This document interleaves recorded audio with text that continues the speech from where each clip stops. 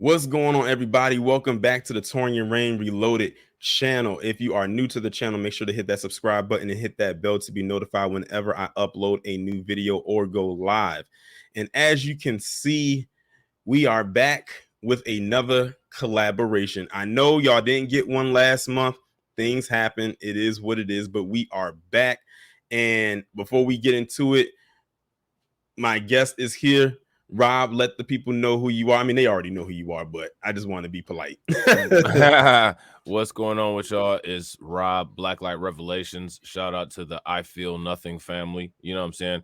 Me and Taurean about to go in on somebody that deserves it. And shout out to Taurean's subscribers for recommending this content to us.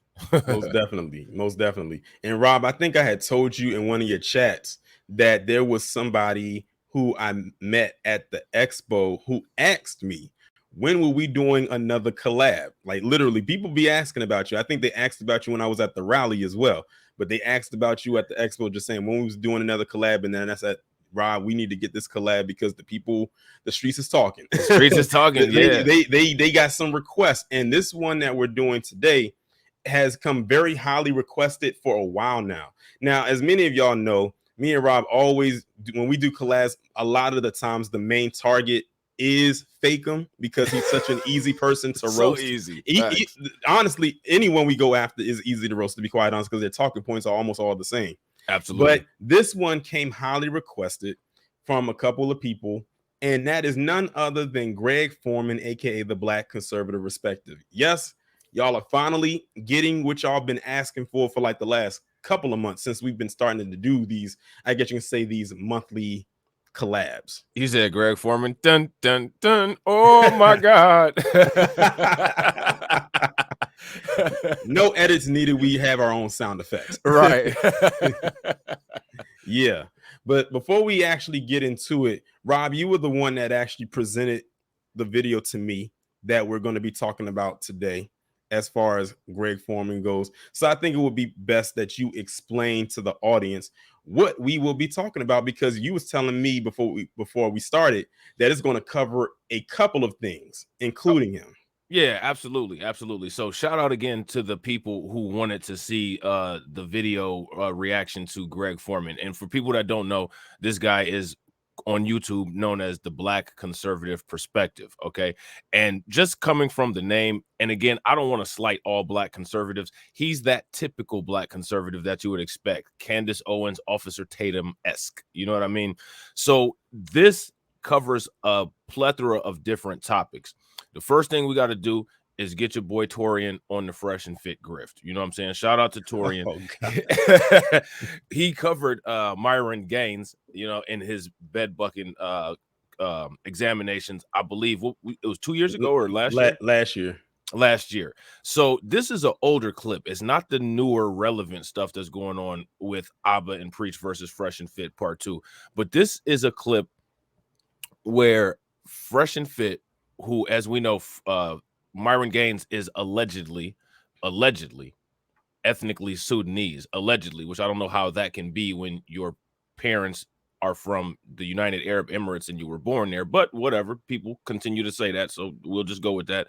And Fresh Prince CEO, who he's from Barbados, and they say that Black Americans in particular have a victim mindset.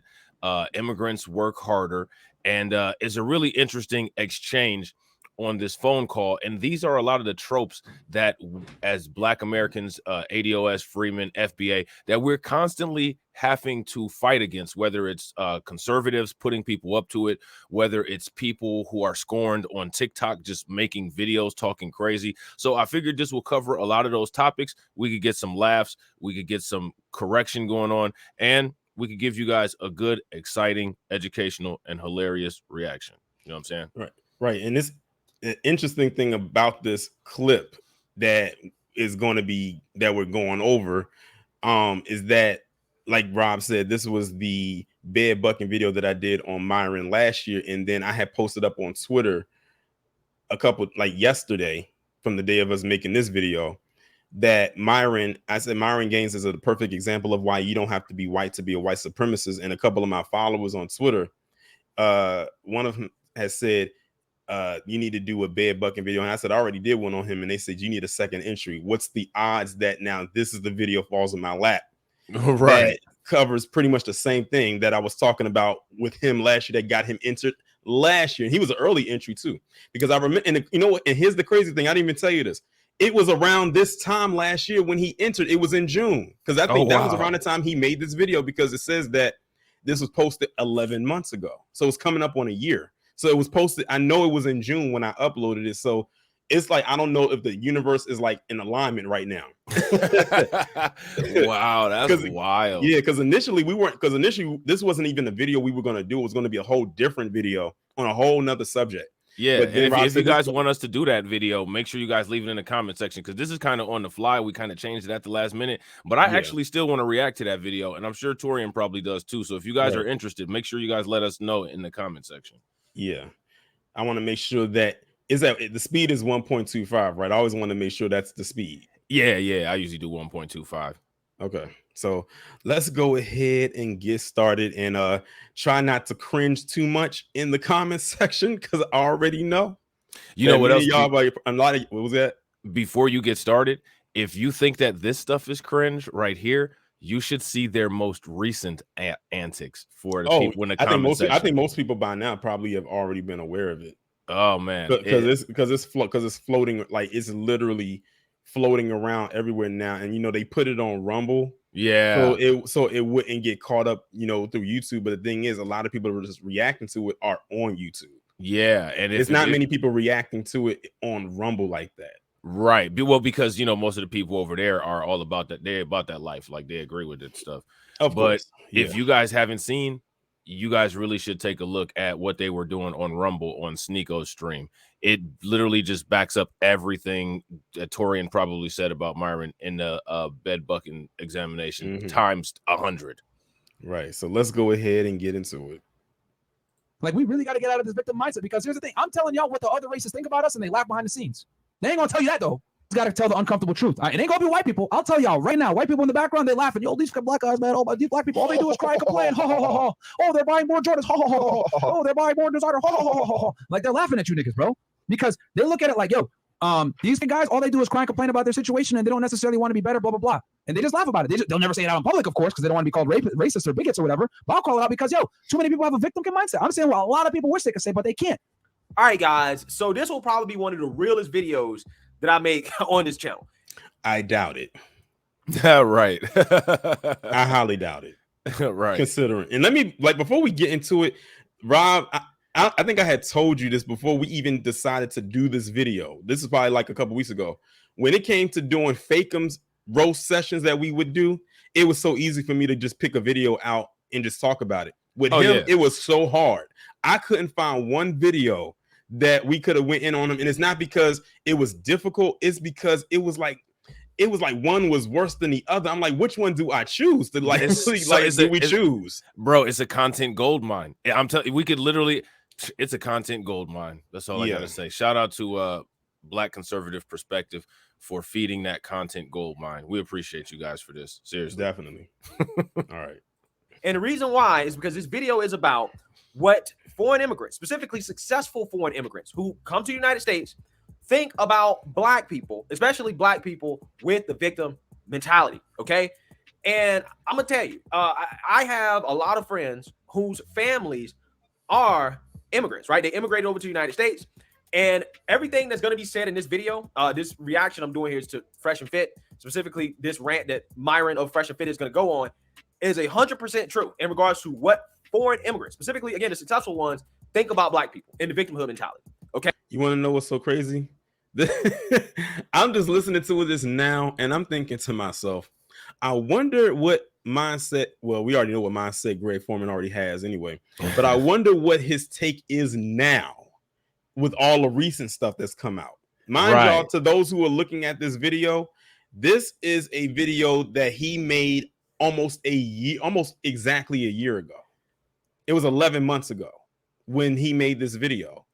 I would like to know what he thinks about Myron now with everything that we've seen so far in all of his antics. Like, he literally blew the lid off. Like, he let people know who he is. Yeah, absolutely. There's no, and it's funny because the stream that they did the first initial stream that they did where they exposed all this is called The Emperor Has No Clothes, The Empire Strikes Back or something like that. So literally there's no question about anything about how Myron is now. Honestly, I don't think that Greg Foreman will make a video even addressing that at all, because that tends to be the pattern of how these people react when things aren't going their way. But if he does make a reaction video to it, what he'll basically do is say that Myron has the free speech, and it's good that there's platforms like Rumble that allow people to have free speech. The cancel mob shouldn't come for you, and people should be allowed to say what they say and say how they feel, and that Myron didn't do anything wrong. That'll be the kind of video that Greg Foreman would make, because he agrees with all of the things that Myron was saying. So of course, if he made reaction content, it would have to substantiate his beliefs being in alignment with the sentiments that Fresh and Fit have. And that goes back to what I was saying to y'all on the Reacts podcast, when I was saying that people like him have pigeonholed himself into a box that if he even speaks out against it, then you said that he will be labeled as woke. And nowadays, the bastardized version of that word woke is seen as like daggers. Right. So the thing is, he can't really say probably what he really wants to say, because he's grifted too hard. He has to remain on that he has to remain on that grifting line, unless of course Zaddy Miss Ann says it's okay and give him permission to do so. Yeah, that's big facts. Then that's when he'll do it. Yeah, big facts. Absolutely. And then on top of that, it might be some limitations to that too.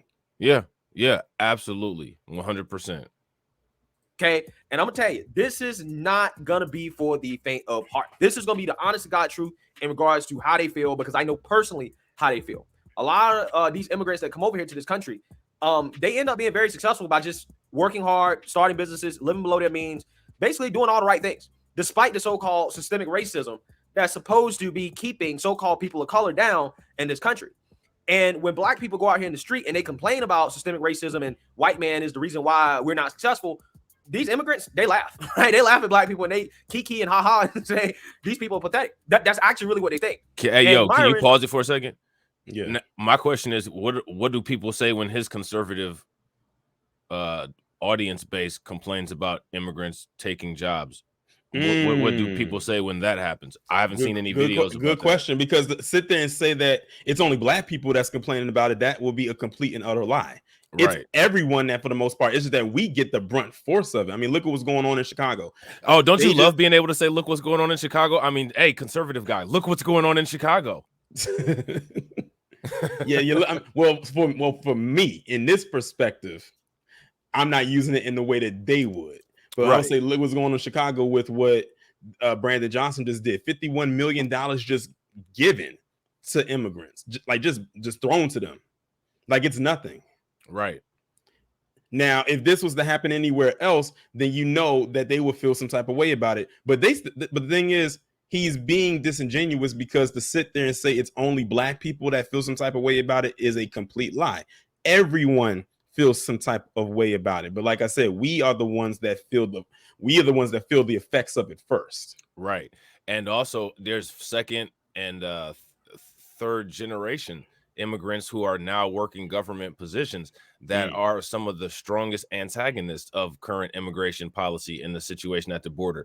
So my question, which is what I've been doing on Twitter, I haven't had a chance to get on Twitter and be trolling like I have been for a couple of days, but what now, this is a video, right, from a black conservative. Black conservatives feel that black people need to Blexit the Democratic Party, which I don't disagree with. I think that it should always be policy over a person or policy over a party. You should always vote for your interest, regardless of where whoever's servicing your interest, that's where you should dedicate your vote to, so that you can achieve what you want to. Because the idea is to get your power and your resources so strong so that you can completely circumvent the vote, like how quote unquote them folks do, because them folks just do what they want to and buy it off, and they got all the lawyers and places that they need to be, and they had a media apparatus, so they're able to circumvent the vote. You know what I'm saying? That to me would be a good benchmark of where you want to get to with the resources that politics can get you. So my question would be, with this video, what kind of outreach did this video do that would encourage black people to drop what they're doing and start shopping Republican candidates? Yeah, and that goes back to the point that you've been making over the last couple of days, especially on Twitter, when you said, what have the Black conservatives in particular provided or brought to the table for that party as far as bringing people over? Right. Nothing that I've seen so far. Right. Yeah, absolutely. So what they're doing is these Black conservatives are telling Black people how dumb they are for not being conservative, while demeaning and degrading Black people as if that's going to somehow bridge the gap and convince Black people that's the side of the fence they need to be on. I'm just not sure how that's a high IQ or effective strategy. Right.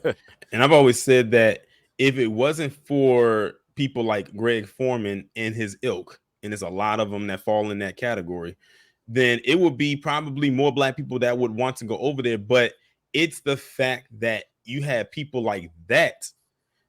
There's a lot of Black people who have common sense who do not want to have that mindset or are not of that mindset. It's like, damn, I have to drop all types of morality just to squeeze in where I can fit in, and then I barely have any space. Right. And I'm just getting crumbs. Like, it's not. That's not working. That's not a good strategy. Right. Yeah, I agree. Who is Sudanese? This guy is not Myron. This is fresh. He's from Barbados or something like that. But Myron, who's Sudanese, this guy right here, he's gonna tell the honest to God truth about how, again, foreign immigrants feel about Black people with the victim mentality. Okay, and I'm just here to say what he's saying is 100%. Isn't it interesting how it's always the truth about us? If it's in a negative connotation, it's always the truth.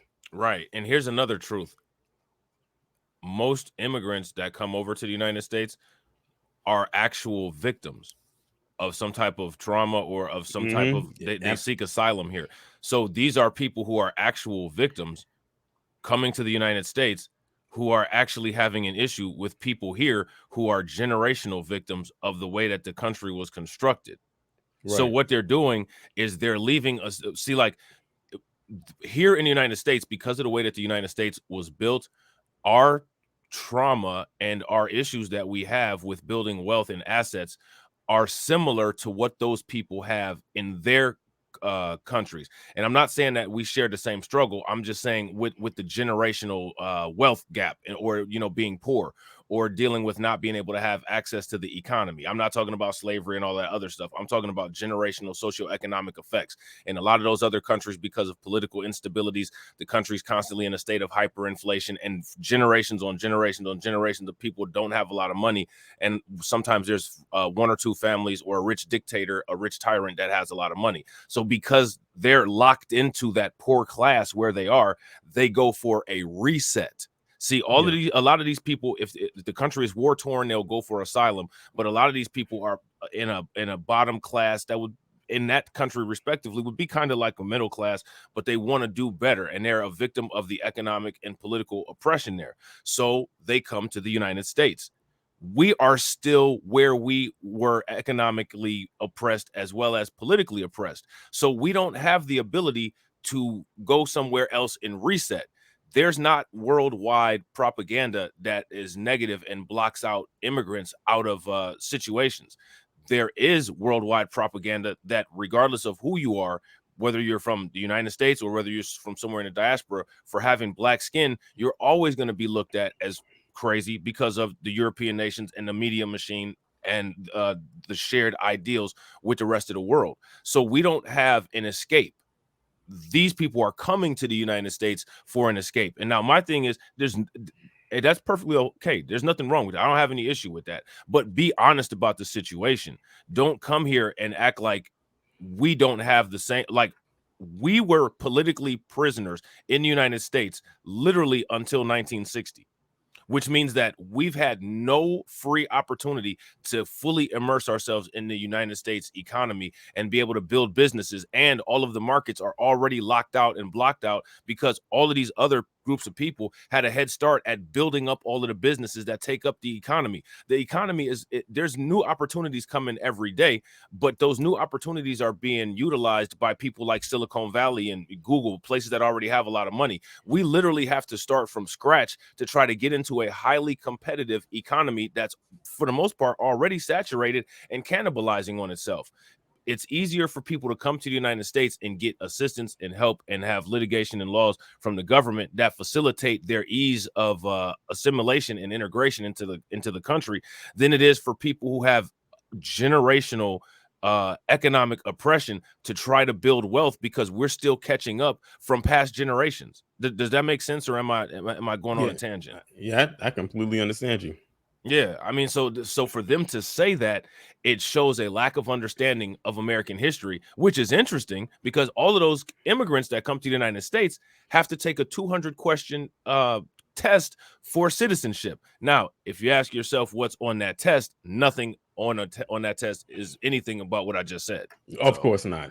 Right. I wish I could actually see that test. I wonder if there's a way I can. Yeah, all you have to do is download the Practice Citizenship app on your cell phone, or you can go to citizenship test. I think you can actually even go to uscis.gov and for the citizenship naturalization test, they should either have past tests or they should have example tests. Okay, cool. True.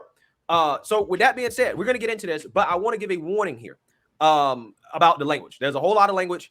I may or may not edit it out, right? Depends on how much it is, depends on how long it takes. But I'm just telling you guys, if you don't like a bunch of language, this is not the video for you, but it does have a very, very, very powerful message. And I know a lot of people don't necessarily like Fresh and Fit because of their dating advice.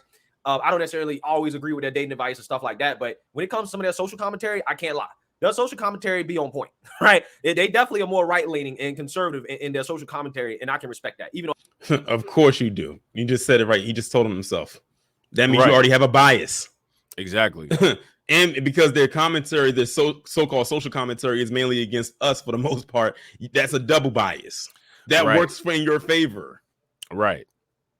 Now, I'd be interested to see Greg Foreman and his reaction to some of those panels that Kid Gravity had where we were actually there talking to conservatives, because the conservatives that we've talked to on the panels that Kid Gravity have done, once we get into an actual conversation, they sound a lot different than Greg Foreman. Have you noticed that?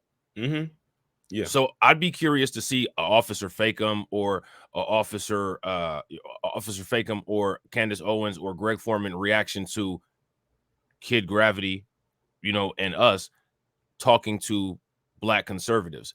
And I don't think that they would do that because that would shake the narrative. I think that would actually deteriorate the trust that their subscribers have in them, because to see us having cordial conversations and actually agreeing on a lot of things, that's actually what Black conservatives are supposed to be doing, but they're actually entertainment pieces for their white audiences. You know what I'm saying? Most definitely. No, I might not necessarily agree with some of the other stuff they say or do. So before I get into this rant, I actually want to play what sparked this rant. Okay, so they was doing a call-in show, and a caller called in and asked Myron about why, as an immigrant, they're always talking down on Black people or something like that, right? So I want to play that so you guys can get context in regards to why this dude almost popped a blood vessel over this Black guy calling him to try to complain about, what they say about Black people or whatever. So take a look. I didn't like the way that I just felt some type of way about the fact that, like, the civil rights movement made it possible for Bajans and Sudanese to, become great in this country. And then in the process of that sacrifice, it's like African Americans that getting stood on by the same people that they sacrificed for them to get here. Yo, you're funny, bro. When did we ever make fun of the civil rights movement or anybody that helped Black people achieve equality in the United States? You literally every single time you talk about FBA. And you heard the way that they already started laughing, like the minute that the guy just started to slightly mention what his gripe was. That means they already was ready to go in. They already took it as a joke. Yep. But we're supposed to be like so welcoming. Yep. Y'all, this is a small part as in why I say I feel nothing. You know what you need to do? I was actually, because I told you I was editing some videos for clipping up some stuff for the Reacts podcast. And when you said because you were on the villainy arc, I was like, that's a good idea for like a series that like we should do. The villainy arc. And that's what we just call like the villainy arc #1. You know what I'm saying? We just talk about like certain stuff. Villainy arc #2, we talk about certain stuff. But I think that would be a good idea, because I'm not trying to be funny, but these kind of sentiments, like what this Black gentleman called in and said, all of the things, because see what these immigrants are coming to the United States saying that black people don't work hard, but it's our hard work that jump-started your ease of ability to be able to get here. Exactly. So that kind of doesn't make sense. Who are you talking about? You know what I'm saying? So it's those kind of things that when you repeatedly do things and those things benefit other people and other people don't show grace and appreciation, that's part of the elements that come together to create a villain. Exactly. No, I'm not showing it all. I'm not showing it all. I mean, the narrative is, I mean, y'all don't talk about just the amount of African American inventors, the fact that we had our hands in literally every genre of music. There's a lot, you know, to be said, and I just felt that, you know, to just single out Black Americans from out the entire diaspora. Like we don't go to Barbados and talk about Bajans. We don't go to Sudan and talk about, you know, Sudanese. Like we have home training, we have manners. You know? Okay, so what is your issue in particular? Because I mean, you're speaking in. I want you to narrow it down. Like I'm trying to understand here. Like, where did we ever say that the civil rights movement was like? We've never insulted anyone that was involved with civil rights or any of that. Yeah, actually, they did. Because the people who were involved with the civil rights movement were victims of racist oppression. Mm-hmm. You literally said the issue with people having a victim mind state. You already know, Taurean, it's that time. Let's play the game. Should we play the game? Let's just go ahead and submit to that point that Myron said. Let's just say that we all are victims. Okay, we all are victims. We didn't get civil rights laws on the books until 1960. You know what I'm saying? The country has, on the books, been a legally racist country with racism encouraged by the government for the majority of the time the United States has been in existence, in incorporation. So literally our entire existence here up until the 1960s, we have been victims of the United States. Mm-hmm. If you're they would know that if they actually, you know, did the proper research, but we know they ain't gonna do that. Right. So if we're talking about victim mentality, let's just say, sure, we have victim mentality. Why do we have victim mentality? Because we were victims of racist oppression here in the United States. And let me ask you a question. Things usually don't go away if they're not remedied, right? Exactly. So throughout generations, we've been generational victims here in the United States. What has the United States done to remedy any of those things? Not a damn thing. And you see, I'm doing that Black Massacre series. One of the recent episodes that I did was on Black Wall Street, and the anniversary just passed at the end of May and going into June. Those people were supposed to receive reparations, and they never got it. Not the survivors or their descendants, and that was post-slavery. Right. Now, let's just say that somebody postponed these people's families' abilities to come to the United States. You mean to tell me that if your parents tried to come to the United States and it took so long, they passed away. Next generation tried to come to the United States, took so long, they passed away. Third generation came to the United States and they passed away. Now you're at the fourth generation and those people finally get over to the United States, and those people come to the United States and they're constantly complaining. It was difficult to get over here. We had all these litigations and immigration, and it was just so hard to get over here. And it's like, hey, stop being a victim. Your parents should have just came over here. Nothing was stopping them. Why didn't they come? You came. They could have came too. So we're not taking into consideration all of the tries and all of the fails and nothing that was done to assist the ease of access. But that's easy for them to do here because they come to the United States and the only restrictions that they have are the ones based in immigrations. We have literally lived through generational restrictions here in the United States. It really shouldn't be that difficult to understand. Literally, no one is saying that we still live in slavery. No one is saying that. You could make that argument, but when we're talking about things in a literal sense, nobody's saying that. All of these arguments and all of these rebuttals, in most cases, are rebuttals that are thought up by right-wing think tanks that are repeated often to make people believe that these are things that Black people are saying, but then they can never find citation to where Black people have actually said that kind of stuff unless it's in a comedic sense, like something like Dave Chappelle or Chris Rock. You know what I'm saying? Yeah, and it's always truth in comedy. Absolutely. Facts. You said that Black Americans are lazy, that they're soft, that they're and they're to put it in verbatim.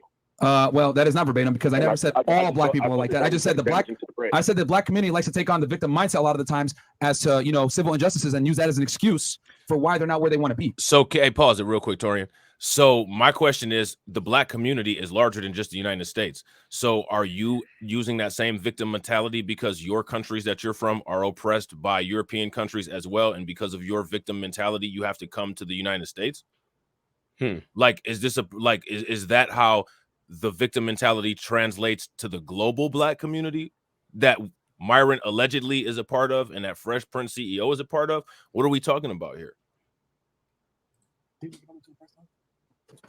Which is true. Okay. You can't sit there and blame systematic racism and all these other stupid ass social buzzwords for why you're not where you want to be. You can't. Yeah, so I hope you guys get the gist of what provoked what, in my opinion, is a pretty epic rant. Let's get into it. Losers, because I already know on Twitter. Well, Myron's not even black because his parents weren't here in 1951 and they didn't suffer from the civil rights bullshit. Blah, blah, all that. Shut the up, bro. Wait a minute. So he just said that he didn't do any of that. Okay, I think we was about to say the same thing, because look at what he just said right there. When the man called in, he was saying how he was like talking down on black people, specifically black Americans, and the civil rights movement. Just literally less than a minute later, he starts to go on his rant and calls it the civil rights bullshit. Right. He didn't say civil rights movement. He called it civil rights bullshit, which means in his mind, that's what he sees it as, is BS. Right. And they wonder why they get called tethers.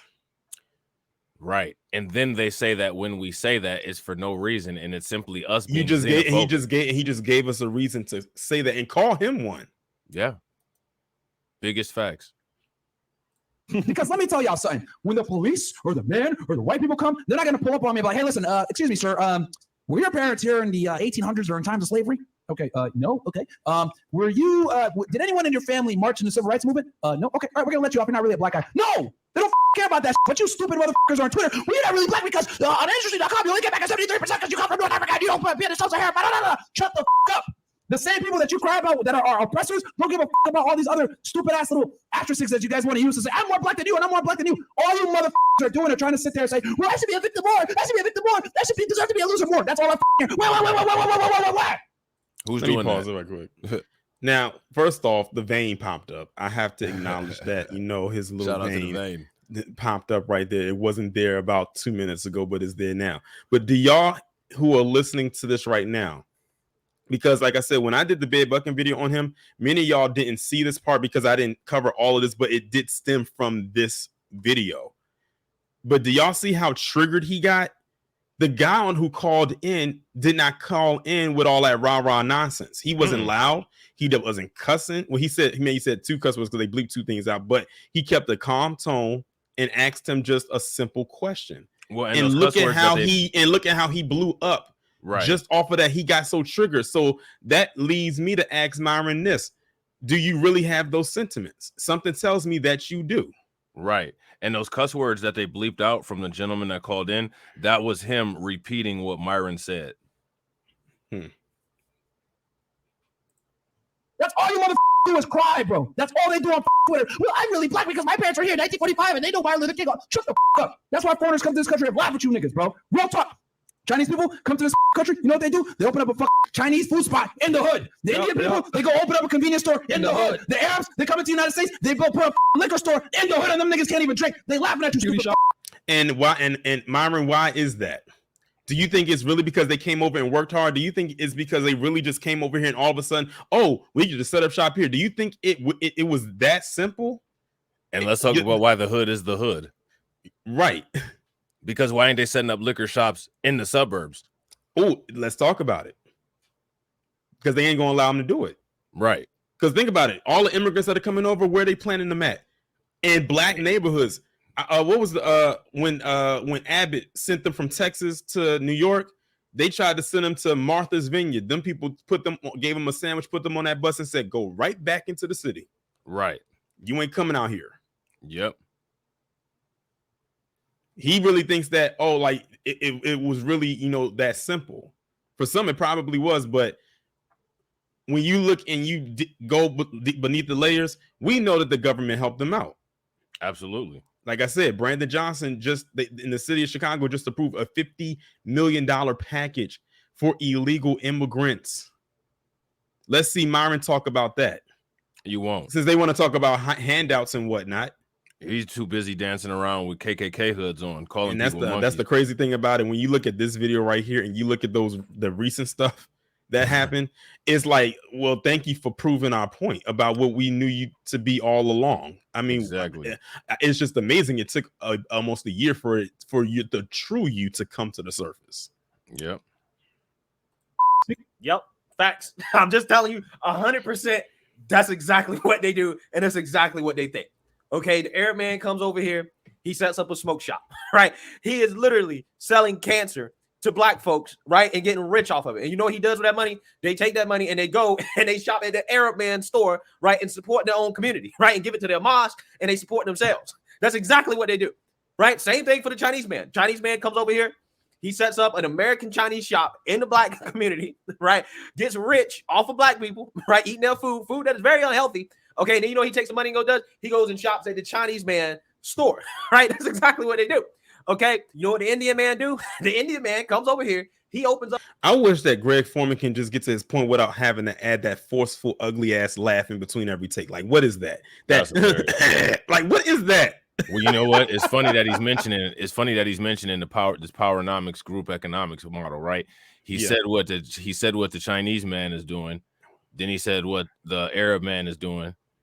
Now, my question is, what are black conservative men doing? Because Greg Foreman, Officer Tatum, none of these people came up with YouTube channels that have huge followings, which both of them actually have huge following, and then came to other YouTubers to work together and pass money between each other's hands. Where's the Black Conservative News Network? The only people who are like right-leaning black people that I actually see making moves like that are the Hoteps, Hotep Jesus, Canon Hotep, and Uncle Hotep. They kind of do their thing together. But aside from any of those, and you saw what Officer Tatum did as far as that went with him. So you know what I mean? So my question is, okay, I hear this. Now, remember, black conservatives, right? Black people are doing everything wrong, clearly shares the sentiments. This is supposed to be conservative outreach to telling black people why they should be conservatives. We all know that conservatives make policies that foster business opportunities. What are black conservatives doing to improve the business model in black America? If black conservatives, let's play the game. If black conservatives feel that black people have no right bothering people about reparations because they just want everybody to shut up and live harmoniously, I disagree with that. But let me hear what you're saying. Are you offering an economic model that can create economies where we would be making comparative amounts of what we're owed in reparations through peer-to-peer black businesses using conservative policies? Well, you see, Ron DeSantis has this policy, and if we use this policy and we come together and pool this amount of money, we can create a business in STEM, and that business can generate about $200 billion a year. We can distribute that here. Are the black conservatives doing that? Are they are they packaging that as a presentation for black people to say, this is why you should be a part of the conservatives? Because we don't feel that the United States will ever be able to pay reparations, but we feel that we can utilize conservative policies to generate a comparative amount of revenue to reparations through black businesses that would be able to improve the racial wealth gap. No, they're not saying any of that. So my question is, again, what is their purpose aside from trolling black people? Exactly. And the thing is, even if they was to like, let's say, try to do that, all their mission is basically, they literally act like a recruitment. You know how when the army tries to recruit people to go into the military, you know, in different branches, that's basically all they're doing. That's their purpose and nothing else. They just want black faces there to say, hey, we got black people on our side. F you Democrats. That's really all they're there for. That is all that all they are there for. Because really, when you think about it, you know how when it comes to the topic of reparations, and I'm glad you brought it up, they always say how the left is, you know, they stop trying to give black people handouts. I said, first off, they don't want to give us reparations either. Just like y'all don't either. Exactly. So I don't know why y'all keep thinking that this side is giving us. I'm like, what publication have you been reading that says that the quote unquote left is about to just divvy out these checks to foundational black Americans in this amount of money? We still fighting to get that to go through. Right. So I'm trying to figure out, where is this coming from? That's why I said I cannot take either side seriously, because if you just sit down, like close your eyes and let them talk, they sound the same. The verbiage may be a little bit different, but when you cipher through what they're saying, it's the same thing. Oh yeah, absolutely, absolutely, bro. Up a gas station, right? Or some hotels. Indians love hotels too. Gas stations and hotels. Indians love those. They do either one of those. And guess what? They set up shop in the hood, right? And they make money. All black folks. You know what they do with their money? They take that money and then they go shop at the Indian man store, right? And hey, they support their own community. That's what they do. Okay. And they don't have the victim mindset, right? Because they're more focused on starting businesses.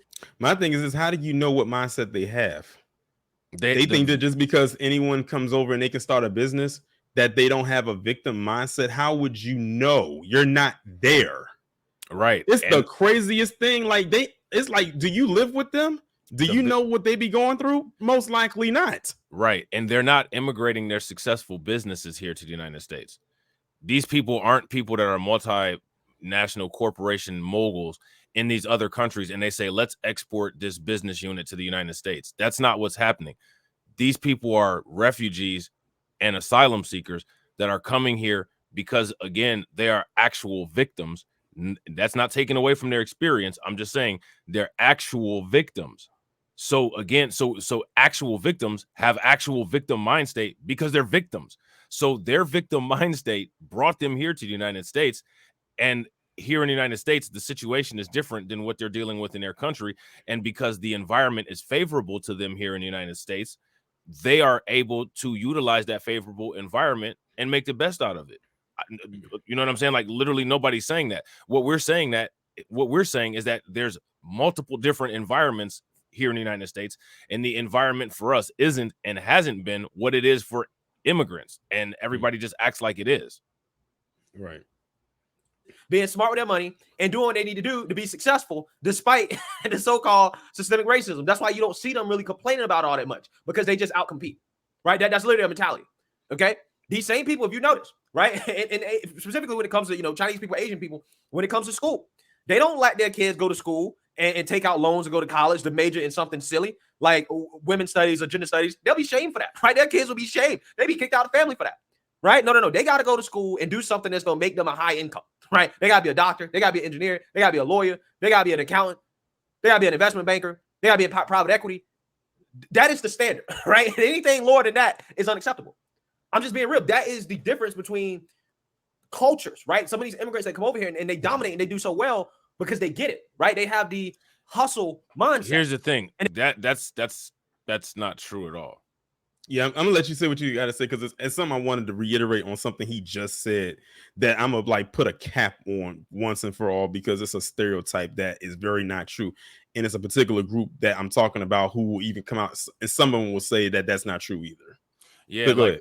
I have a lot of friends that are like first and second immigrants, or first and second generation immigrants, and many of them, their families or them themselves, they had education in the place where they came from, and United States jobs don't honor that education. So they come to the United States and they end up working low-end jobs until they're able to either get into school or they're able to start a business. A lot of times those people don't go back to school here in the United States. Sometimes they do, but other times they don't. And then what they do is they'll start businesses with a small unit of them together.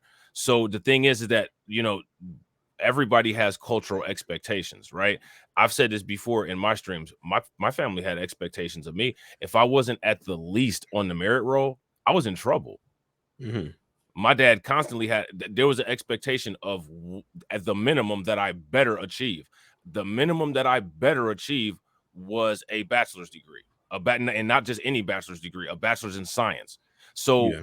My thing is that this is something that I grew up with in my household that was enforced. You know what I'm saying? And there was consequences if I didn't perform the way that I was expected to. So for him to say that those things don't exist in Black American households, I'm just curious as to what kind of household it was that he grew up in. Right. And before I get to my point, I'm glad you brought that up about the Black American households. In my live stream that I did yesterday, well, for those watching, when by the time this video goes up, it'll be it would have been June 2nd. I had did in my live stream, the first story I talked about was these two siblings out in Oklahoma. One is 13 and one is 15, I believe. And both of them just got their degrees. Black siblings. And they had 2 older siblings, and they all graduated from the same college, I believe, on the same day. And their dad was the one that did like a homeschooling program for them that he started during the pandemic. And they literally became the 2 youngest siblings to graduate from that school ever. First, it was the sister, but then her brother followed up behind her, and he beat her record and became the youngest, and she was the second youngest. So it's so many stories out there, and then there's so many stories out there where you hear about Black kids getting millions of dollars in scholarships. Like you hear that, I'm getting to the point where I hear about that almost at least, usually around that certain time of the year, like around this time when they're starting to get acceptance letters or scholarship, funds.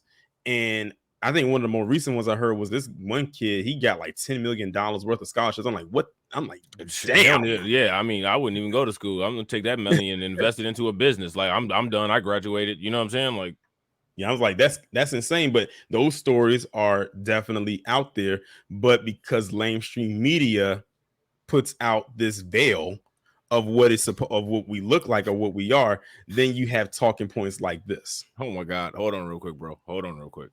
I just had like a flashback. Have you ever had like a flashback where like in your life, the flashback is based on if a situation was different? Man, when you said that $10 million scholarship, I just had a flashback to my college days. If I had got like a 9.5 or $9.9 million refund check from the bursar's office, bro. Yeah, I remember them refund check. Oh my God, bro. Oh my God. You know what I'm saying? Like, yeah, I remember those refund check days. Man, listen, when we used to get them refund checks, we used to go what was called bookstore balling. A bookstore balling, bro. Oh my goodness, bro. And if you knew the trick about how to get the full value back for the used books, you use a blow dryer and melt the adhesive off of where the used sticker is on there and pull it off, and it'll come off clean, and then wipe it with an alcohol pad so there's no trace of the adhesive, and you get that new book value back for the old books, bro. Yeah, like I'm telling you, like when we used to like get those refund checks, we used to go in there and buy everything but what we needed. We used to be going there buying like food or apparel or whatnot. I'm like, yeah, like I remember. Though, man, you took me back with that one, bro. Did y'all at your college? Did y'all have like a food card, like your college ID? You could put money on it, and it was like a food card. We didn't have a food card, but we had to use our ID in order to get into the CAF. Okay.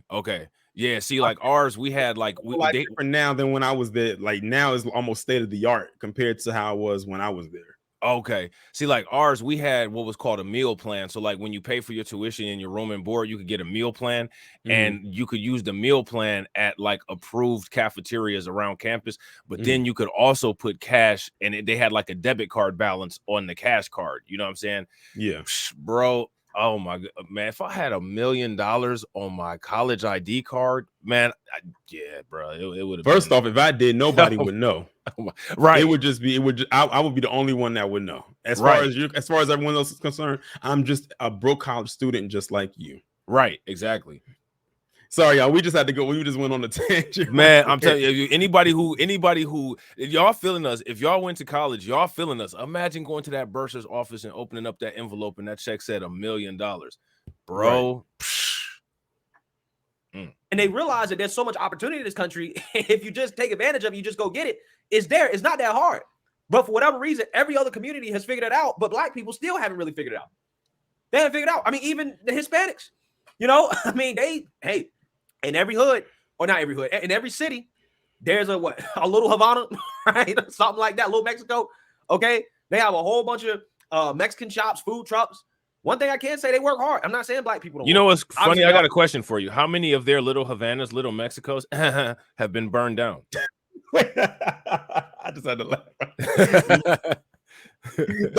You understand that's killing me. Like, why you inserting this forced laugh after every word you say? Right. It's annoying. But ask because I didn't catch it. No, I was just saying, well, how come we don't have any of those? I don't know. Ask your ask your subscriber base whose relatives in past generation burned them all down. That now you know he ain't gonna ask that question. Oh no, not at all. No, that's woke. Can't ask that. Oh, that's Yeah. their woke. Right. A lot of black people in this country do work hard, but there's no other group of people that complains more than black people, even though all the opportunity in the world is there to be successful, especially at the individual level. But see, the problem is, the truth is that black people, unlike these other races, we hold ourselves back. Let me, you know what? Hold on. He talked about a group economic model, right? Yeah. All of the little ethnic communities that he's talking about, I just said how ours were all burnt down, and they can reference your Black Massacre series. Exactly. Right. So which means that we don't have the option to use those community options until we reorganize, which who knows when that'll be. But at the same time, he says about individual success. Now, people cite individual successes all the time. Yeah. People literally think that we all have access to LeBron James's bank account. LeBron James, the recent ones I saw was Tyler Perry. Right. Well, LeBron James is a billionaire, and you mean to tell me that racism still exists? I mean, again, anytime I hear somebody say that, I'm always like, Elon Musk is a billionaire. You mean to tell me that trailer park still exists? Like, what are you talking about? You people are still shooting meth and heroin into your arms, and Jeff Bezos has $1 billion. Like, why are you doing that? You all don't share the wealth of those people. You might benefit from it because of a larger worldwide weave of interconnected global commerce, but you don't directly get direct deposits every time Tesla sells a vehicle. That's not how that works. Every time LeBron James signs a new contract, I don't get a $50,000 check deposit into my bank account. In a perfect world, that would be dope, but I mean, we don't live in a perfect world. Right. And it doesn't work that way. And like the thing is that it's never worked that way. It doesn't work. Go ahead. Pocket watching. I keep telling people, black people are some of the most pocket watch people on the planet. Like, they always digging into LeBron James pockets, or Tyler Perry, or even Beyonce and Jay-Z, Floyd Mayweather, and so on and so forth. And then try to say that, well, they have all of this, why can't you get it? I'm like, do you even know how hard some of them had to work to get to that point, and then to have to maintain?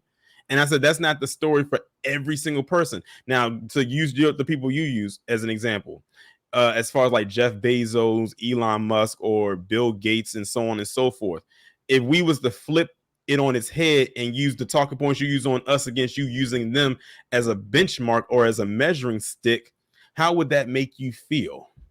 Right. I mean, we can do it. I mean, I have no problem doing that, because, you know, I go toe to toe with the best of them. Right, exactly. You know what I always say? We can get like Saul. Let's play the game. You know, like, I mean, we can always play the game. And the thing is that people don't want to have a conversation to where we can play the game, because they're always going to come out on the wrong side of it, and they know that. That's why they have these closed loops of information and closed loops of fixed debates, so that these kind of issues are never allowed to surface. You know what I'm saying? Right. Because we're robbing and stealing and killing from each other. Right. For example, I did a video about how a business in Chicago literally. There it is. Chicago. There it is. There's Chicago. Business in Chicago. I paused it right there because I just know he about to use the typical talking point. Now, when I brought it up, that was just me bringing up what they're doing with that money with them immigrants, which is a relatively big story. And I hope that the black people in Chicago can get a grasp on that. I don't know how far to go, but let's see how far. But him, I already know where he headed. That's why I had to stop it right there. I know where he about to go with this. They had to shut down because too many black people were robbing them. They was getting robbed every other week. Couldn't operate. And these were the people that were providing jobs in the black community. You will never hear those same stories from the Arabs, from the Chinese man, Indians, Africans. I mean, even wasn't there a story in the New York Times about some Asian people that wrecked an Asian business? The one in New York, right? Right. Yeah. I think I talked about that. I did a video on that. Right. That happened a couple months ago. So I got a question for Greg. If we never hear about that, how did I just say what I just said? It's out there. Like, they know it's out there. But again, the grift doesn't work if they do not put blinders on. Exactly. It's easier to just grift to reaction content, bro. You know what I'm saying? Like, stop doing this. Like, I found the niche grift where you don't have to be a clown, and you can just react to silly stuff that people are doing online, and you don't have to sell your soul to do it. Like, just do that. You know what I'm saying? Don't do this. Don't push propaganda. Don't lie about things. You know what I'm saying? Don't, whatever though. I mean, I don't get it. Think about it. I mean, Nigerians come over here and they dominate, right? They do so well. These are the blackest people in this country, Nigerians. And they're some of the most successful groups. Well, why is that? Obviously, their skin color is not holding them back. It's up here, right? It's culture and mentality. Because you guys come into the store, oh, hey son, let me get a pack of Hennessy. Yo, I only got 20 on me right now, bro. I know it's 50, but yo, do a hook up, brother. No, come back again with the money. They laugh at you niggas because you guys were born here with the opportunity. Who does that? And they're making a Right. That's who does that. And see, the thing is, I was about to ask, what has he been watching? Because that sounds like something off of some kind of black exploitation film. Like what have you been watching? Right. Confession. I drink Hennessy. You know what I'm saying? When I go to the store, I've never asked for a Hennessy loan. Me neither. Because I don't know how it is in some states, but here in Ohio, all of the liquor, ironically, is regulated by the United States government, especially liquor like Hennessy. You have to go to a state licensed store to be able to buy that kind of stuff. Those people have to send invoices. They have to send reports to the state. They get audited. Nobody's going to give you an illegal cash loan on a fifth of Hennessy. No one's going to do that. That doesn't happen literally anywhere. They can actually get in trouble for that. Right. And you see Greg right there in the bottom right corner. He thinks this is so funny. This is so entertaining. Right. I'm like, Greg, you do realize that he's talking about you too, right? Don't think that you're being excluded in his little minstrel rant. And when I say minstrel, I'm not talking about as in show. I'm talking about as in cramps. Right. Now, killing off you stupid because you guys speak English, born here, raised here, U.S. citizenship, and you're still a loser. Going into a foreign nigga store, buying the fucking alcohol, crying and complaining about why you're not where you want to be, but you're drunk all the time off of fucking Hennessy. That's the truth in the black community. That's the truth. So here's my question. Go ahead. You're trying to say that everybody in the black community drinks Hennessy? Like everybody, like every black person drinks Hennessy. Right, and that's the. There's a lot of people that don't. There's a lot of people that don't like dark liquor. I was just about to say, we're just leaving. I know I don't. We're leaving out all the people that drink Tito's and all that. You know what I'm saying? Everything else. But like another thing is, I think it's interesting, right? If you pay very close attention to what the state does with the concentration of where it targets and locates places that sell alcohol and other vices like gambling, the black community isn't the only community that's targeted with that. Mm-hmm. On a lot of the federal trust reserve land that native indigenous people have is oversaturated with alcohol and casinos and stuff like that too. But Myron doesn't really want to discuss that or the pattern behind that and why that's there. There's two convenient groups of people, you know what I'm saying, that just makes more sense to have docile and not really talking about the political things going on in the United States. And that's people who are direct victims of the circumstances that created the United States.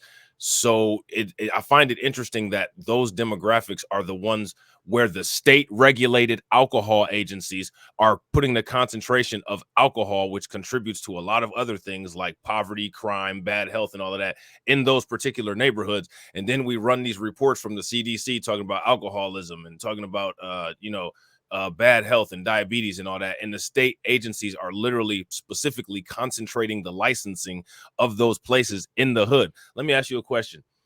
Anytime you go to a nice area, can you find a state liquor store? Where's the state liquor store at in the suburbs?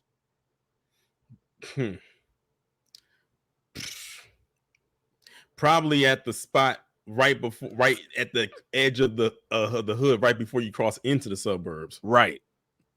And the reason why it's there is so that they can still get the benefits of being in that area where the police will come if there's an issue. Mm-hmm. The zoning. Right. And you know what's so funny? While you was talking, and I'm glad you was talking because it gave me enough time to do this, a simple Google search will fix all of this. So he's talking. So Myron's up here talking about how black people, getting all this alcohol and this, that, and the third. Well, according to the alcohol.org, posted January 19, 2023, it has ranked what demographic by race consumes the most alcohol. Oh, you want to guess who number one was? White people. Actually, that's incorrect. Oh wow, who? Asians? American Indian and Alaska Native. Well, isn't that the group that I said was targeted? Yeah. See? At 14.9%, American Indian and Alaska Native is the number one group by race that consumes the most alcohol in America as of right now. The next one is Native Hawaiian and other Pacific Islanders at 11.3%. At 8.6%, number 3 is Hispanic, or as I like to call them, south of the Borderian. Number 4, PC with 8.4%. They are almost neck and neck with the south of the Borderian. Number 5, Black people at 7.4%. And the last one is Asian at 4.6%.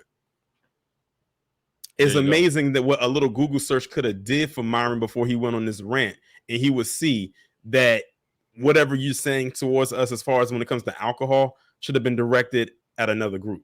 Yeah, and they also substantiate the points that I was making about the targeting of who's getting targeted with the alcohol. Now, people should do research into why that Native indigenous community and Native Hawaiian community consume the most alcohol. It's because of the government. You know what I'm saying? Like the government does that. You know what I mean? And like Myron's just sitting here acting like the government's not doing anything ever. Like there's a reason. The reason why those people consume the amount of alcohol they do is the same reason why Black people get all the abortions that they get. It's funny you mentioned about the government and him, because then he, you know what? I'm not even going to go. No, go ahead. Go there. Okay. Didn't he used to work for the government? In immigration, ironically. Hey, y'all, I'm just the messenger. But many of y'all already knew that. Does this sound like somebody? I mean, it's not like it's a secret. Does he sound like somebody who's going to be turning people away at the border? Nah. He'll be welcoming them in with open arms.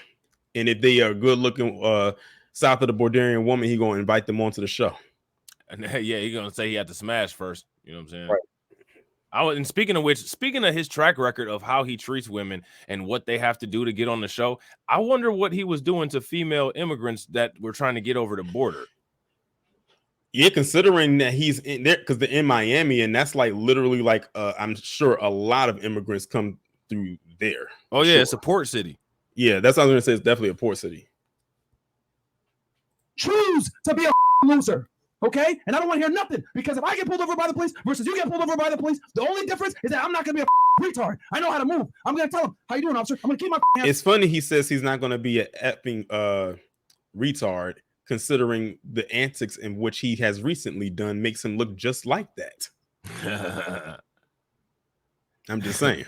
And you can't tell if he's playing or not. Right. And I'm saying like this, and I'm playing devil's advocate. If he is acting, he's putting on quite a good act. Listen, this guy's trying to get an Oscar. I was just about to say he might be up there smacking somebody next year. With a hood on his head. No, before we go any further, when I saw him have that hood on his head, it reminded me of that scene in Django.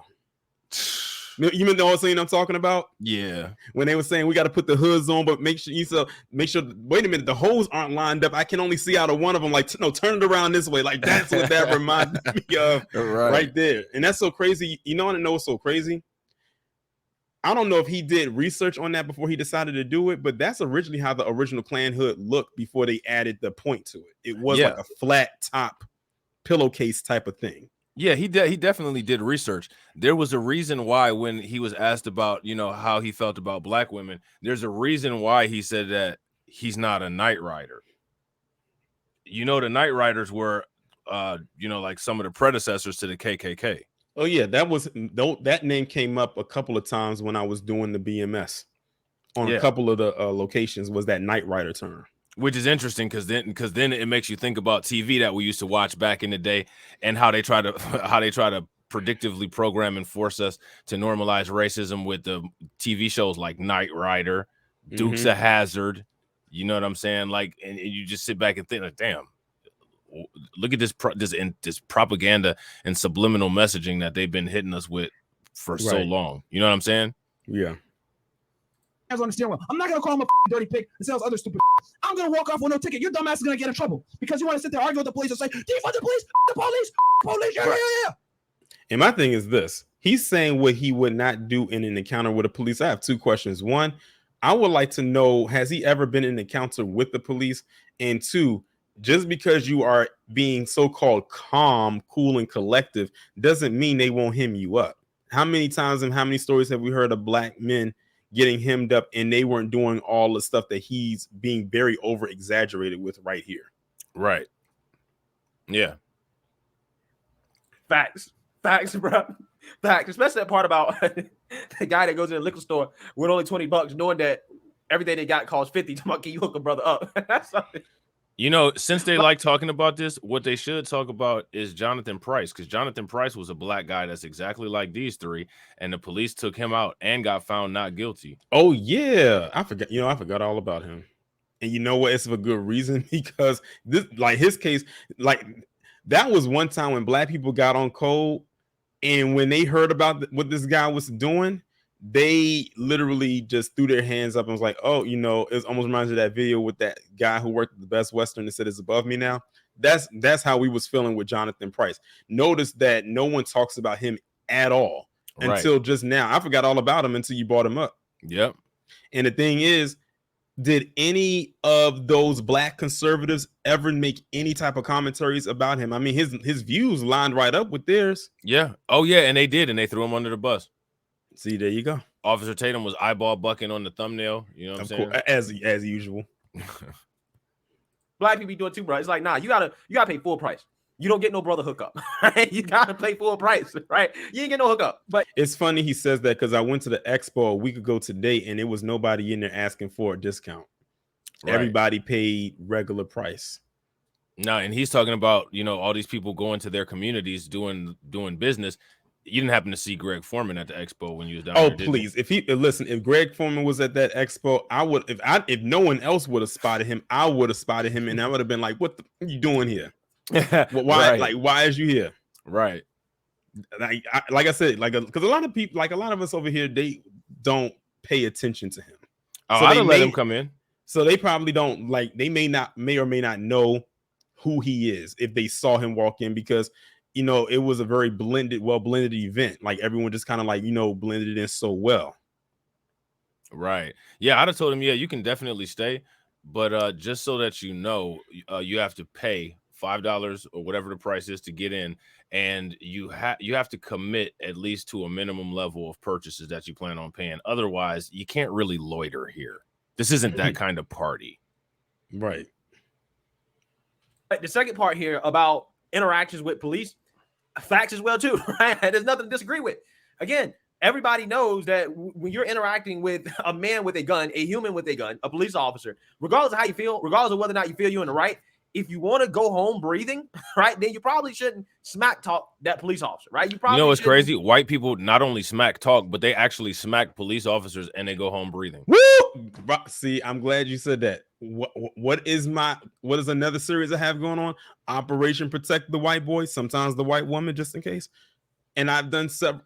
Listen, it's interesting he says that, because when he did this video in June of last year, the following month, there was a laundry list of white people that were getting into shoot-off standoffs for hours with the cops. Hours on end. Like literally, it was probably one a week for almost an entire month. And I bet you he probably didn't talk about not one of them. No, not one of them. I guarantee you he's not subscribed to my Crimecast channel. Oh, please. I would tell him, yo, check out the content and do some reaction videos to it. I want to see what you say. It's and the thing is, even if you didn't see those videos, you can just go on YouTube and just look at so many more videos that are out there where there are white people literally getting into physical confrontation with these cops, and they still get taken in alive. Physical confrontations, shootouts. Look at Lance Stores. That was the one that came to mind. His was a big one. Like, I'm surprised it stayed in the news for as long as it did. Yeah. But he had a hours long standoff. with the cops. And look at that. Do you remember that couple, the quote, ironically, their name, quote unquote, the whites? You know what I'm saying? They were in that Alabama prison, and the prison CO, the white lady, helped that inmate escape, and they caught him in Indiana. You remember that? Yeah. So, I mean, we got stuff like that going on. And I mean, if breaking out of prison isn't resisting arrest, I don't know what is. But, you know, according to Greg Foreman and his accurate real news information, he's saying facts. You know what I'm saying? Not follow orders, you probably shouldn't resist arrest. But again, there's a certain group of people in this country that think that, oh, no, I should better just resist arrest and, you know, F this guy, F the white man, blah, blah, blah. No, you're right. Greg, you're absolutely right. There is a certain group that thinks that, but it ain't us. Right. As we have given a couple of examples. Right. You should be pulling me over. You know, you racially profiling me, this, that, and the other. Okay, cool. All that might be true, right? It might be. I don't know if it is. I'm just saying it might be true.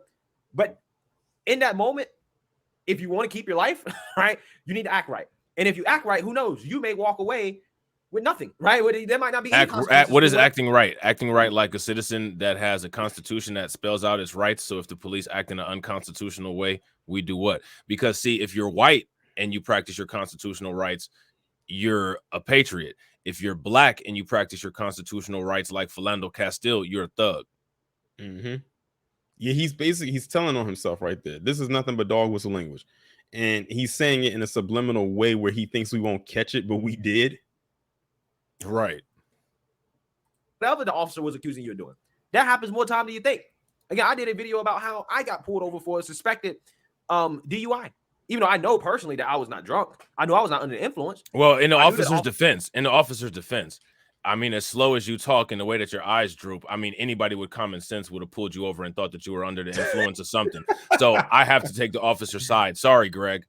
And bind y'all to the people. He may be talking fast in this video. That's because we sped it up. But if I played it at the normal speed, it would be like listening to Eeyore from Winnie the Pooh. Yeah, and I mean, the way that his eyes are all over the court like a basketball, you know what I'm saying? It's just like, you know, I kind of sympathize with the officer. I mean, because that's what we're supposed to do, right, Greg? Is sympathize with the officer. See, there we go, playing the game. You know what I'm saying? Officers was wrong for pulling me over, but I complied. I did everything they asked me to do, and they let me go, right? They even tried to accuse me of speeding. I knew I wasn't speeding. I didn't even get a ticket. I didn't get anything, right? Because I complied, and I was respectful, and I did what I had to do. I wasn't stupid about it. But again, there's a whole lot of people that act stupid in those situations, and then, you know, they get stupid prizes, and then they want to cry and complain about it if they're still breathing to be able to cry and complain about it. You create your reality based off of how you behave, based off of how you act. Okay? So stop crying about the situation. Yes. Does police brutality exist? Yes. Are police bias towards black people? Yes. What are you going to do about it? Are you going to add fuel to the fire and act like a dumbass, pull out your phone and say, oh, you racist pig? They're human beings too. And if they can you over for you acting like an idiot, they will. So now notice how Myron just copped to the fact that there is racial profiling. But what we're supposed to do, and police brutality, but what we're supposed to do is bend over. Like, yes, because that's what he would do. That's probably what he has done. Oh yeah, you seen the LGBTQ pride parade stuff that came out. Yeah, so and him literally in the bed bucking. You've seen that, right? The picture with him hugged up with the white dude. I've seen those pictures. Yeah. So I mean, he's actually an actual appropriate entry for the bed. Like the bed bucking examination is done. It's confirmed. There's a picture of him in the bed. You know what I'm saying? So, you know, but like, yeah, I mean, so that's his idea. He never came out, no pun intended, and said that it was photoshopped or doctored. He never came out and said that it was not him, or, you know, because anyone who saw a picture like that, if they felt like it incriminated them, they would say, oh, that's not me, or someone doctored that image, someone's trying to incriminate me. And that picture or those pictures have been floating around on the internet for over a year now. Yeah. The only Photoshop that was done with that was when they went to CVS to pick up the pictures.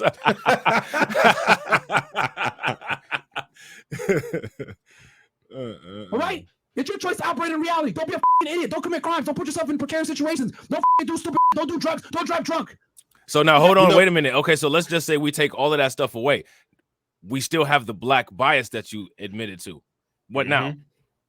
And he said, don't do drugs and don't drink. Well, I'm going to be honest. The way he sounded right now sounds like he went a ski sloping before he got on here. Right. And a lot of the times when those white people are fighting the police, when they do the blood test, they're either, high on meth, heroin, or drunk off alcohol. Mm-hmm. And I can't get over the fact that he has a beak. Yeah, he has a raptor toe for a nose. A raptor.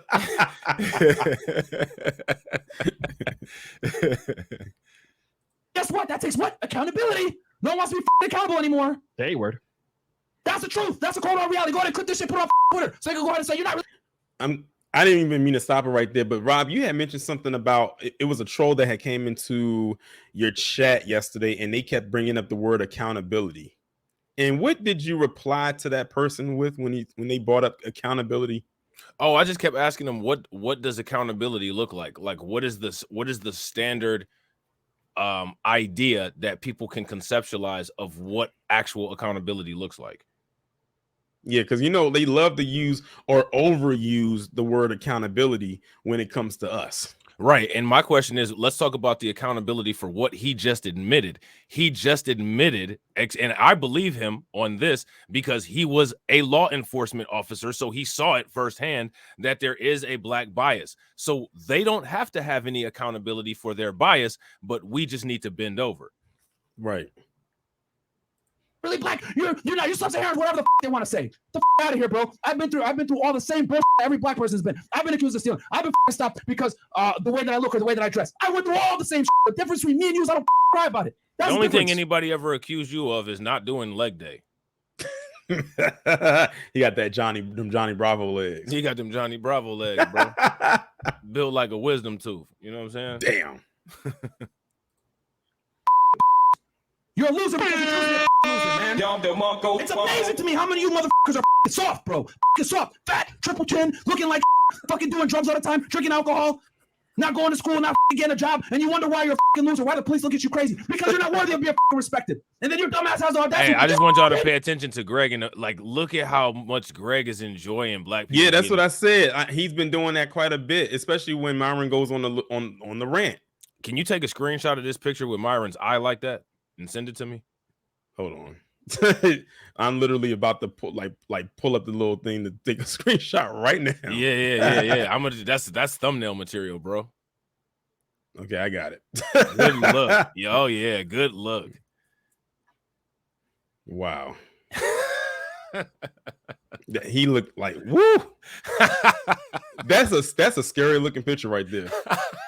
I didn't think nothing of it until you said take a screenshot of it. Look at that eye. Right. That's the Uncle Ruckus right there. He's got that one normal eye and that one bucked eye. Yeah, bro. Yeah. You. What the do you think's gonna happen? You're disrespecting him. Just because he has a uniform doesn't mean he's not human. And if he can't your life up, he will. And that's what ends up happening because you niggas want to talk. I get it. We have a chip on our shoulder because we're black. Act correct.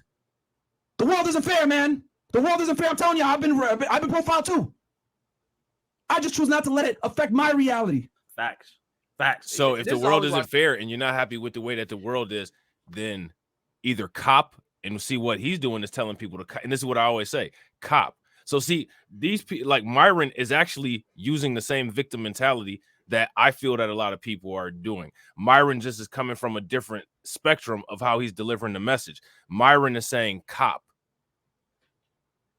What I'm saying is change the world to where you're determining who the victims are or not. Yeah, it's pretty obvious with what he's said right here. He's fine with his positioning. Yeah, absolutely. I'll give him that. At least he's open and honest about the position. He's not trying to fake the funk. Yeah, absolutely. I say to the people, they want to talk about, well, but systemic racism. And I say, okay, if systemic racism is real, if it exists, if it's holding you back, what options do you have? Right? Are you going to give up? And then and that's what he just did right here. Another one that is comfortable. When he said if systemic racism is real, it's not if it is. And then he just gave you what he would do, which is just deal with it. Yep. Cop. To those out there, this is your typical black conservatives. I call them conservatives. Someone call them conservatives. That's their mindset right there. Just deal with it, because you pushing back against it is gonna work against me. Right. That's why they push so back. That's why they be pushing so hard against us to have reparations, even though some of them would benefit from it. It's the listen, it's the weirdest thing to me. And see, that's why I advocate for the shared Black historical experience. Yes. You know what I'm saying? All of it. Not just the nice stuff, not just the stuff that you could sing along to or dance to. That's the fun part. But we talking about the whole thing. The whole thing. You know, and I had actually, I think I don't know if it was you who asked or me who asked, or maybe I just said how long they think they will last. I said a day, but then I changed my mind. I said they probably wouldn't last an hour. No, they wouldn't last an hour, but we'd have to make them last an hour. We'd have to make them last exactly as long as we've been dealing with it. So if that means 400 plus years. Yeah, in one IV, in one IV you give them poison, and the other one you give them food, so that they can endure the experience. Since it's so easy, it should just be a breeze, and it can just be like one big lab experiment. We just watch how they easily circumvent what we have going on and find a way to come to the top. I mean, if it's that easy, they shouldn't have any fear. Right. You gonna roll over and just call it a life? Because if that's the case, then hey, it is what it is. That's your choice. But your real only option is to overcome. Your real only option is just to work harder, right? It's to or do what you do, and that's grift. I don't know how that's exactly working harder. Working harder is when you do something like Wilmington, North Carolina. Working harder is when you do something like Tulsa, Oklahoma, and then it gets burned down. So, you know, there's a such thing as psychology, and then there's operant conditioning and classical conditioning. Has there been positive reinforcement for Black people building things up? Most times when Black people have built things up, there's negative reinforcement because it's destroyed by the population at large. Exactly. And it doesn't even have to be like Black Wall Street or Rosewood, anything like that. It could just be organizations. Look at the Black Panther Party or MOVE. And that was very recent. That was in 1985. Oh, there's people still alive today that, you know, that's one of the things that dealt with that. Yeah. So, yeah. That was 4 years before I was born. And I think, Rob, you was already in the world. Probably. So you predated. Yeah. I mean, how does that feel to know, before we get back into this, to know that you predate a massacre? Right. Like that's a question I wouldn't get an opportunity to ask a lot of people, because a lot of them happened so long ago. Right. But yeah, like you predate one. That's just crazy. Yeah. That shows. Put it into perspective like that. Yeah. And see, and that shows that these people are full of crap, that they don't want to address or deal with any of this stuff. These are things that are affecting people that are, like I said, still alive today. That's the talking point that they always use, or try to debunk everything. And then when you start saying, well, this person is still alive, this person is still alive, this person is still alive, oh, why don't you just get over it? I mean, it's probably the same reason why they just can't get over Ashley Babbitt, or maybe not. You know, some of them still try to say she's a hero. I'm like, okay. A hero where? Okay. A hero in a world where the villains are the bad guys. Oh, they really ramped up the heroism title on her when they found out it was a Black cop that popped her. And you heard Trump call him a thug. They didn't check him on that, though. Sure didn't. But speaking of Trump, before we get back into this, I don't know if you saw what he recently put out there, that he said he is tired of the term woke. Oh, really? No, I didn't see that. Yeah, like I saw someone had posted it up where he had said he is tired of the word woke. And I think reason it is because of the snowflake. Yeah, I was about to say he's not. That's tired. That's probably where it came from. Yeah, that translates into I'm tired of Ron DeSantis. Well, come to systemic racism. That's your only option. That should be your mentality. That is the difference between people who are successful and people who are not. Right? It is just the reality of the situation. I operate in reality. I understand that I need to be respected to the police because they're the authority. Damn, man, people cry all the time, bro. We play skate up. We're the only race of people that cry all the time, bro. I don't see Indian people crying. I don't see Chinese people crying. I don't see Spanish crying. First off, when did he declare his blackness? I need to seek, because I want to know on what job applications he's ever had before he had this podcast, including the one that we all know him for. What did he mark down under race? Right. I'm telling you right now, he's not black. Yeah, I remember you had got into it with somebody in your chat the other day. Yeah, I mean, that. I stand on that. Anybody can look at my videos that I've done. Like, I have a extensive library, not just from recent times, an extensive content library about Fresh and Fit. I have never believed that Myron Gaines is black. I currently don't believe that Myron. And that's not Gaines even his is real black. name, by the way, for those of y'all who don't know. That is not his real name. Yeah, his real name is like Amaral Foodle or something like that. Yeah, I forgot. Mike TV, he knows it. He knows how to pronounce his name. Mike TV know everything about everybody. Right. I said that guy got receipts on top of receipts on top of receipts. Right. He got the He's like the B1 TMZ. Right. Real talk. Mike be putting in work, you know what I'm saying? But yeah, that's real. That's real, man. Like, I don't know, bro. I don't know. I've never believed that Myron is Me neither. And the thing is the reason why I don't believe that Myron is not black is because I've been around dark people who are not black. And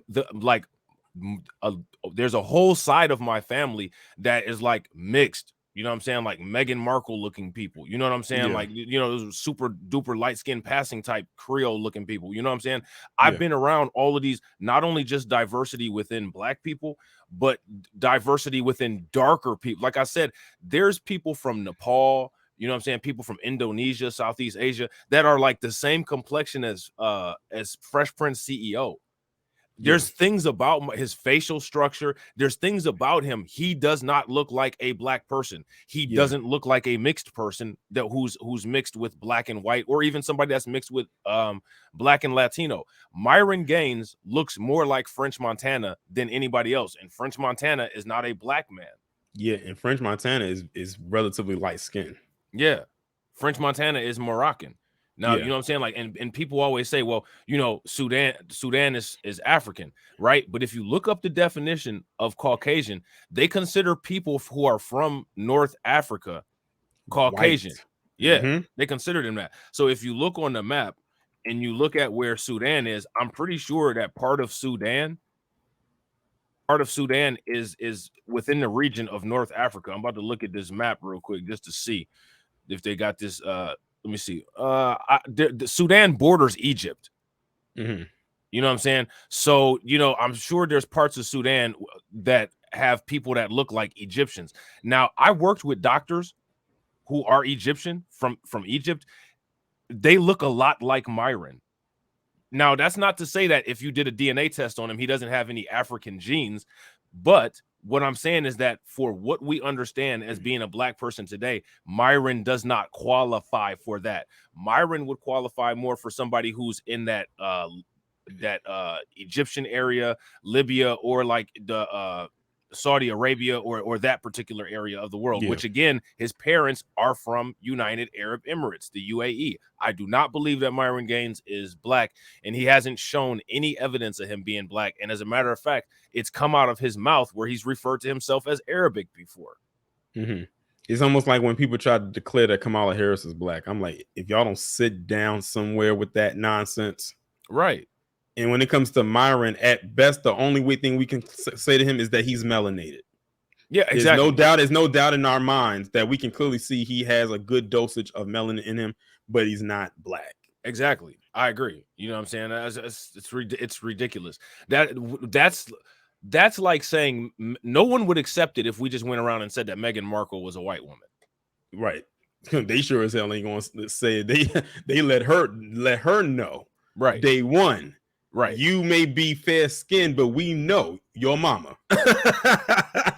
Right. We seen your mother. Right.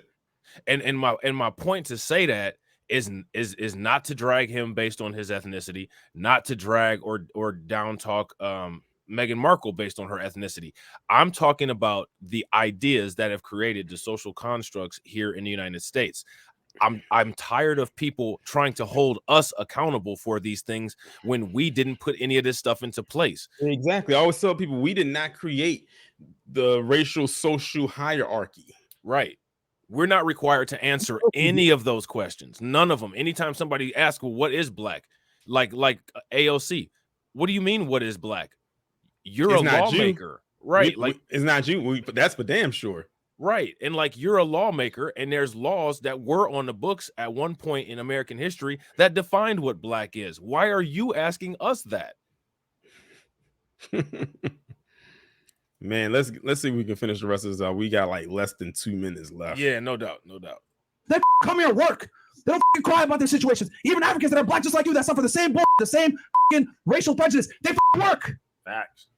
It don't matter if your name is John Jones. So none of Myron's, and this is what I want. Like, I want people to pay attention to this when it comes to non-black, especially non-FBA people.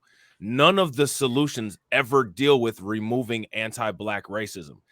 It's always just shut up and go to work. Exactly, just deal with it. Because what we're trying to do is making them uncomfortable. Exactly. And that's the thing is they don't want us making them uncomfortable. They feel like we are the ones that's like throwing a wrench into a system that they're benefiting from, which he is. Which we are. Which the whole point of throwing the wrench in there is so that, the gears stop and the machine breaks down. Exactly. And they are and that's why, again, going back to my point when I was talking about reparations, why they are so against it. Because that would throw that not just a monkey wrench, that'll throw the whole damn tool shed into the system. Bro, look, it'll be just like on the cartoons. The little top will come off of the smokestack. The smoke will be coming out. Bolts will come out. It'll be in black and white. You know what I'm saying? The machine will start breaking. Gears will start flying out of it. The Keme Matumbo, when they pull you over, all they see is black skin. So stop trying to separate. You're a loser because you're a loser. Has nothing to do with, are you some heroin or whatever else? Like, Twitter, you guys are out here saying some stupid shit. Oh, well, you're Dominican, so you're not really black, blah, blah, blah. Get the out of here, bro. If he's dark skin, it's actually Dominicans that say that they're not black. It's not us. That part right there. Yep. A lot of them will go around saying that they are not black, even though they share an island, right, with Haiti. And they also, use a caste system because the more lighter skinned Dominicans get pushed out there more in the mainstream, while you have a whole bunch of Dominicans out there that probably look like you and I that don't get no attention. Yeah, absolutely. Big facts. It don't matter. They're going to consider him black too. Damn, man. Just accept the fact that you're and you're a loser and keep making excuses for yourself. But don't sit here trying to say, oh my God, it's the man. He's holding me down. Out of here, so man. Okay, so we're not supposed to say the man is holding us down, but at the same time we're supposed to just deal with racism, police brutality, and all of that stuff that you in your own commentary just admitted existed. You admitted it existed, but we're not supposed to say anything about it because despite the fact that you saying that it existed, it has no effect. Like, make that make sense. Yeah, I could have said it better myself. I would have used less language. But those are facts. Those are facts. I mean, at the end of the day, people who are not successful tend to make excuses for why they're not successful instead of just working hard, right? You work hard, you work smart, you take risks, you will find success. It might not be immediate, but at some point you will, right? Especially in this country. And I got a question for Greg Foreman, and this is a good picture to use. What is your formula for success? I just want to know what his formula for success is. We should start because if we can look through his YouTube channel, and that's not a formula that is how can I put it, readily available for sustainable for everybody. Yeah, that's definitely not a sustainable formula. It wouldn't be on my college course syllabus if I was a professor. No, not at all. People that come from these foreign countries that come over and be successful are proof that the white man's not holding you back. It's you. It's your mentality, right? It's what you do. All this complaining and whining and, woe is me, victimhood, that's for losers, man. Right? That's for people that's not ever going to be successful. Well, isn't that the pot calling the kettle black, calling us losers? No, you know what is for losers? What's for losers is following the rules of people that violate you. That's what's for losers. People that's always going to stay at the bottom. So, yeah, that was facts. A lot of people not going to like to hear that, but that was 100% facts. Let me know what you guys think. Make sure you like, comment, and subscribe. Okay. Yeah, I think that was about 100% fiction. Very much so. Because all he kept saying through this whole commentary is that it was facts, and no, it wasn't. Right. It was facts to you because you need to run the numbers up and get the likes up and get more subscribers and get some more of that AdSense revenue. That's why you kept saying it was facts. Right. That's exactly why I'm about to go clip up some more Reacts podcasts. You know what I'm saying? But I mean, I'm not trying to sit out here and make people believe propaganda. Greg Foreman is invested in getting people to believe propaganda because instead of being ethical and actually, you know, doing something positive, he's more about, as he said, the individual accomplishment. And his individual accomplishment is he's milking the cash cow while it's full. It is what it is, but that's not a sustainable model for long-term success. It really isn't. I wonder if he like has he ever done any like speaking engagements, and what has he said there? I'm scared to, I know I'm scared to ask. I already did though. I'm sure he has. He's and I've actually seen him do some debates. I think he debated Mark Lemoist Hill. That's an easy win for him. Honestly, I think I don't know what ended up happening. Mark Lemoist Hill, I think, hung up on him or something. See, that's why I said, well, that was an easy debate for him, because like debating Mark Lamont Hill is like debating a can of Play-Doh. Right. Like, he's very easy to debunk. Now, like, he needs to go up against someone like TBA. Yeah. Or Professor Black. I want to see Professor Black Truth debate somebody. He would destroy people. Yeah, like that would be very interesting. Listen, I would be so locked in. Whatever I had planned for that day, it'll be there tomorrow. Bro, if Professor Black Truth ever took a live debate, I'm there front and center. Like, I want to see that. Yeah. But that's pretty much it, everybody. We made it through an hour and 36.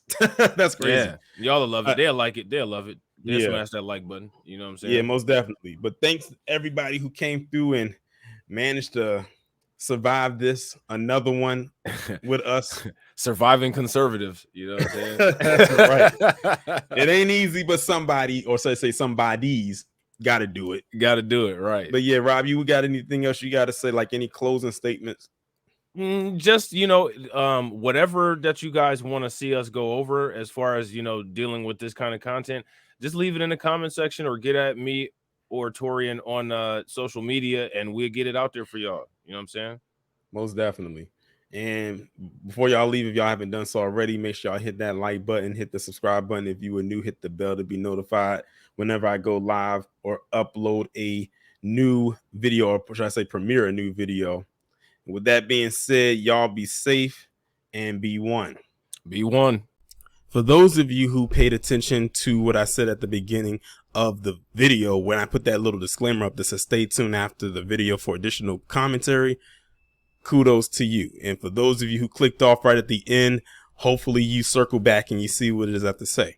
So in the stream the collab that me and Rob did about a week ago, as a matter of fact, we had said that I bet you he's not going to do an update talking about the most recent things in which Myron did in his antics. And I said, you know what? Let me go through his page, just going back a week, to see if he would talk about it, considering what Myron did was fairly recent. So we're going to go through it and we're going to see if he talked about it at all. If y'all are betting people and you bet that he didn't, then you would be winning quite a bit of money right now, depending on how much you put in on the bet, I'm sure. So I'm just scrolling through. I'm not going to read everything, but as you can see, as I'm scrolling up, and it's going up and up and up, he talked about everything else except what Myron did. And one would think that he would have.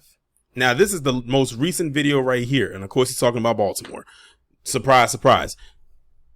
Nowhere from the time that Rob and me did this video, the initial video, did he mention anything about what Myron did with him making those 8 noises, him throwing on or making his own clan hood and throwing it on and talking the way he was talking. But when you look at the video that me and Rob just broke down, all you keep hearing is him talk about how this is facts and this is facts and this is facts and this is facts and that is facts and that is facts and this is facts and whatever. None of it was factual.